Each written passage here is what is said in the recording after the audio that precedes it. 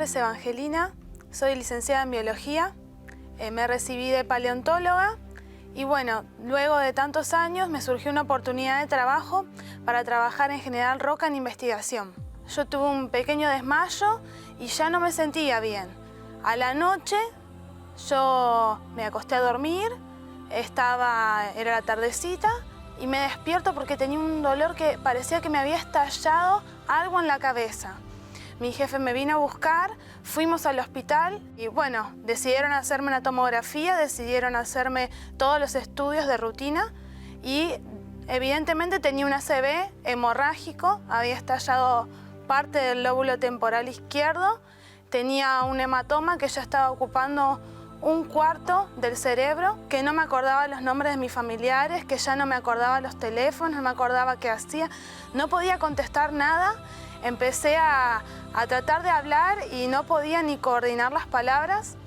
Y ahí es cuando ellos me dicen, por favor, no cierres los ojos, y ya ahí en ese instante yo entré en coma. Se decide con esta paciente ingresar con los protocolos en una terapia intensiva y es seguida por neurocirugía, que decide su cirugía de descompresión. Lo que supone que va a pasar, porque científicamente es lo que se espera después de semejante cuadro que ha tenido la paciente, es o que no hable, una afasia, que no comprenda, que quede con una parálisis de hemicuerpo, con dificultad motora. En una madrugada me llama una médica desde un sanatorio diciendo que la tienen internada con un cuadro neurológico bastante grave. La hemorragia que se produce en ella ocupa una cuarta parte del cerebro y para hacer la descomprensión, para evitar la muerte de ella, lo único que queda es hacer una cirugía. Ahí yo doy la autorización, la cirugía se produce, ahí todo sale bien en la cirugía.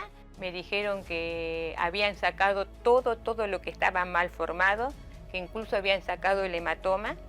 Tuvieron que sacar partes del cerebro. Estando yo en coma, yo escuchaba todas las situaciones a mi alrededor, pero no podía hacer nada. Escuchaba a los médicos hablar de la gravedad de mi situación, escuchaba los partes que se daban de un médico a otro, escuchaba que yo ya no tenía esperanzas. Ahí yo lo único que escuchaba eran palabras negativas. Yo me indigné con la situación, no acepté porque yo tenía la certeza de que todo iba a salir bien y lo único que quedaba para mí era Dios y la fe.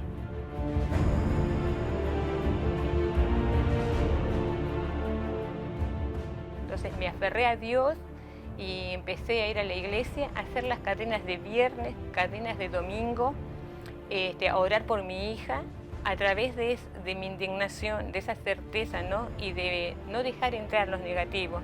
En mi vida, ella fue avanzando, está así que ella despierta del coma.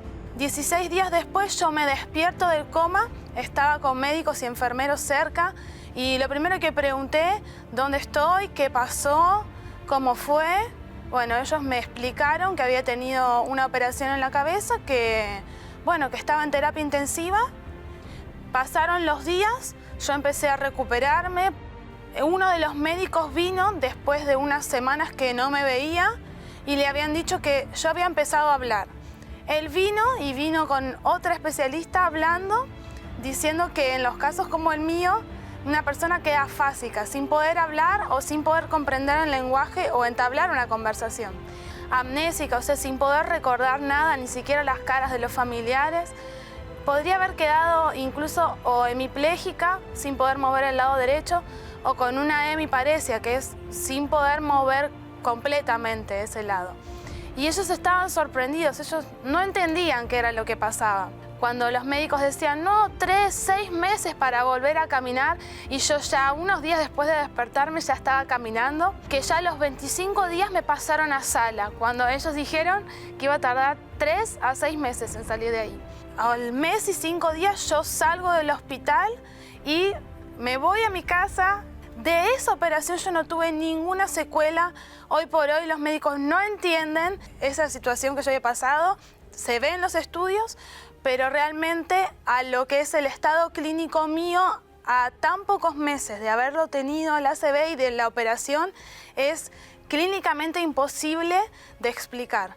El médico clínico me llama y me habla de milagro, me dice, señora, es un milagro que su hija esté viva, lo primero, y es un milagro que su hija esté en estas condiciones. Está perfectamente, habla, recuerda todo lo sucedido, no tiene secuelas motoras, realmente situaciones que médicamente uno piensa que no pueden ocurrir.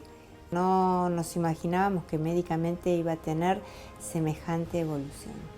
Yo debería estar muerta debido a la operación que tuve y en caso de que sobreviviera, como me falta una parte del cerebro, no podría hablar, no podría estar caminando o haciendo muchísimas otras cosas como recordar.